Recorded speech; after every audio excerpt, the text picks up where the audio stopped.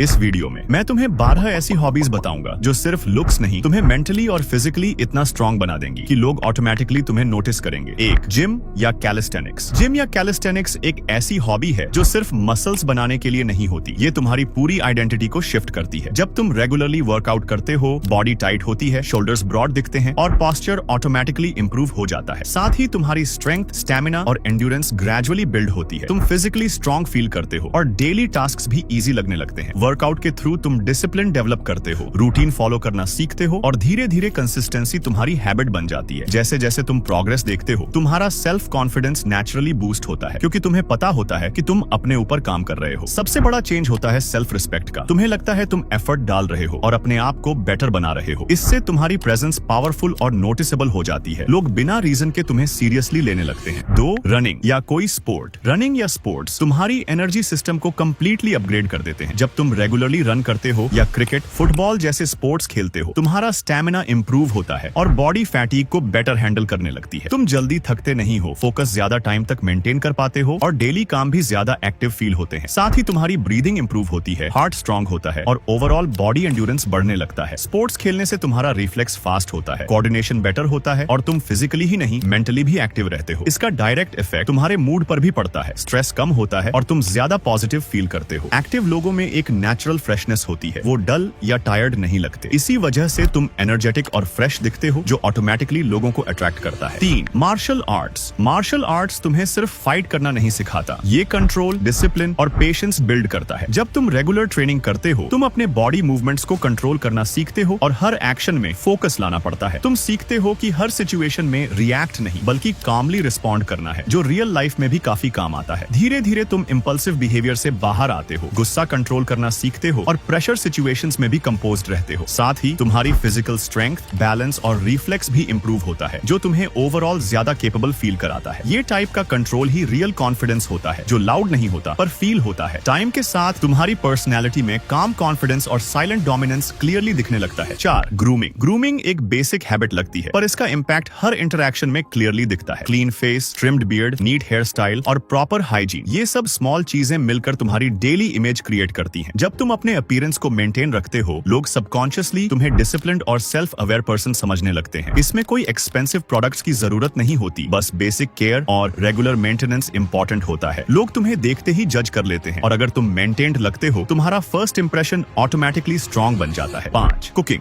Cooking एक practical और powerful hobby है जो डायरेक्टली तुम्हारी लाइफस्टाइल को अपग्रेड करती है। जब तुम कुकिंग को हॉबी के तौर पर लेते हो, तो तुम सिर्फ खाना बनाना नहीं, न्यूट्रिशन, टेस्ट और बैलेंस समझना स्टार्ट कर देते हो। तुम एक्सपेरिमेंट करते हो, नए डिशेस ट्राई करते हो, अपनी डाइट को कस्टमाइज करते हो और धीरे धीरे एक स्किल बिल्ड करते हो जो लाइफ टाइम काम आती है। इस हॉबी से तुम सेल्फ रिलायंट बनते हो, तुम्हें किसी पर डिपेंड रहने की जरूरत नहीं पड़ती बेसिक नीड्स के लिए। साथ ही ये डिसिप्लिन और पेशेंस डेवलप करती है, क्योंकि अच्छा खाना बनाने के लिए कंसिस्टेंसी और अटेंशन चाहिए होता है। और सच बोलूं तो जो लड़का खुद के लिए अच्छा खाना बना लेता है, वो ऑटोमेटिकली ज्यादा रिस्पॉन्सिबल, इंडिपेंडेंट और अट्रैक्टिव लगता है। 6. ट्रैवलिंग। ट्रैवलिंग एक ऐसी हॉबी है जो तुम्हें कंफर्ट जोन से बाहर निकालती है। ये सिर्फ घूमना नहीं, रियल लाइफ लर्निंग है। जब तुम नए सिटीज, लोग और कल्चर्स एक्सपीरियंस करते हो, तो तुम्हारी थिंकिंग एक्सपैंड होती है। तुम ज्यादा ओपन माइंडेड और अडेप्टेबल बन जाते हो। इस हॉबी के थ्रू तुम प्लानिंग, डिसीजन मेकिंग और अनएक्सपेक्टेड सिचुएशंस हैंडल करना सीखते हो, जैसे डिलेज, बजट मैनेज करना